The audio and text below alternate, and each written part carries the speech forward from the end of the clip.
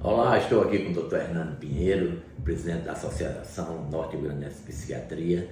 Estamos aqui trocando algumas ideias sobre as precariedades nesse atendimento, porque eu estive ontem com o secretário estadual de saúde e tocamos neste tema, que é muito doloroso. E eu queria que a Hernando abordasse aqui dois aspectos. Primeiro, as UPAs, não é? Superlotadas, com 8, 9, 10 pacientes transitando nos corredores. É uma situação muito dolorosa. Inclusive, numa manifestação que nós fizemos lá, um dos pacientes pediu uma palavra, tem acredita? Eu fiquei um pouco receoso, mas ele falou muito bem. Olha, eu estou aqui, preciso de tratamento. Ele entendeu que aquilo não era tratamento, né? E a outra são os CAPs, que infelizmente não estão dando a resposta necessária. Eu queria que você começasse aí com a ideia das UPAs e depois a gente abordasse a questão dos CAPs. As UPAs, elas são mais ou menos um reflexo de todo o sistema, como ele funciona. Porque o que há é uma desassistência às pessoas que sofrem de doenças mentais. Imagine, a UPA, ela não tem de fato uma assistência especializada, não é uma urgência psiquiátrica, porque os enfermeiros, os médicos não são especialistas. Então, lá é um sistema insalubre, adoecedor para o próprio funcionário e o paciente não é bem tratado.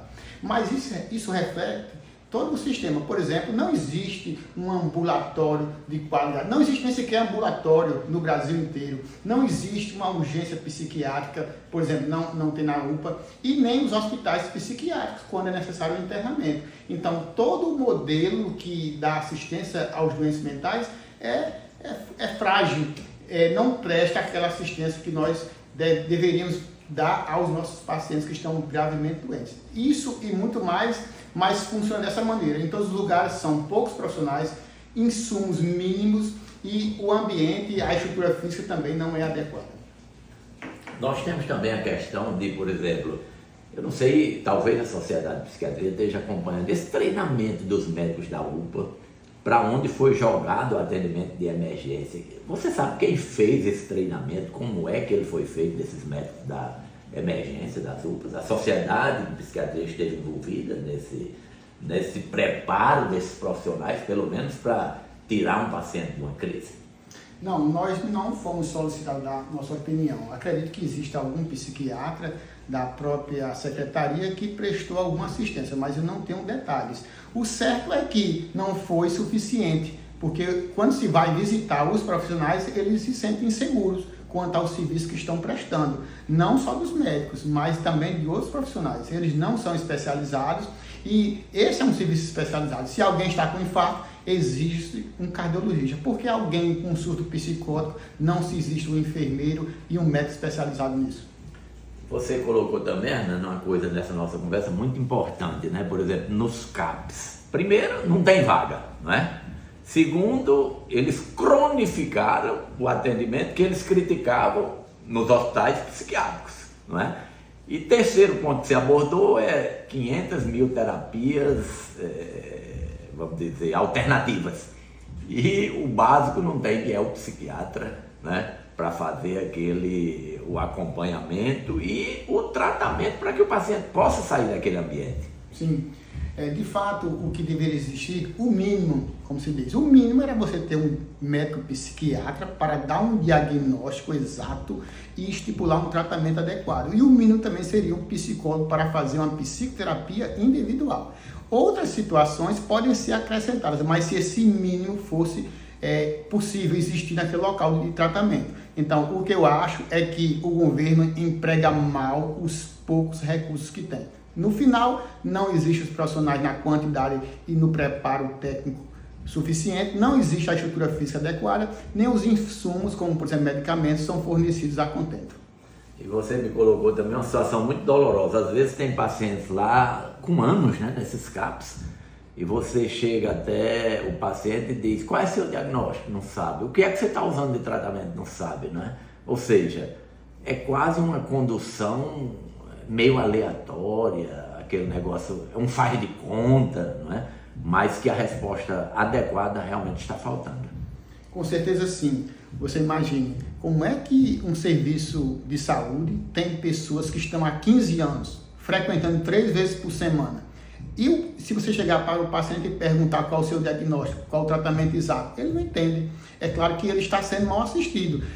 É isso que nós chamamos de desassistência em psiquiatria, desassistência aos que sofrem de saúde das doenças da mente. Então, cada um que está envolvido na vida associativa ou na luta por uma saúde pública de melhor qualidade deve exigir isso. Quando é que vai existir os profissionais e os meios adequados para que não haja essa cronificação? Porque os pacientes estão lá, como você bem disse, há 15 anos, num sistema em que não é resolutivo, ele continua com a doença e não se tem uma oportunidade, uma maneira de dizer um desfecho positivo para isso. Então é preciso estar atento para que não haja dificuldades na solução deste caso. E por último aqui, eu só gostaria de lhe ouvir sobre um tema que angustia não a nós da classe médica só, mas a toda a sociedade, que é a questão dos hospitais de custódia, não é? Nós temos uma determinação aí de fechamento praticamente irreversível. Nós tivemos audiências no Tribunal, no Supremo Tribunal Federal, CRM de todo o Brasil, solicitamos a compreensão das autoridades e, no entanto, nada disso gerou os resultados que nós esperávamos. E nós temos aí uma situação dramática, são pacientes extremamente graves, que o governo determinou o fechamento desses hospitais de custódia e a gente não sabe nem como isso vai ser conduzido, porque na sociedade pode ser um risco para a sociedade, para o próprio paciente, tudo.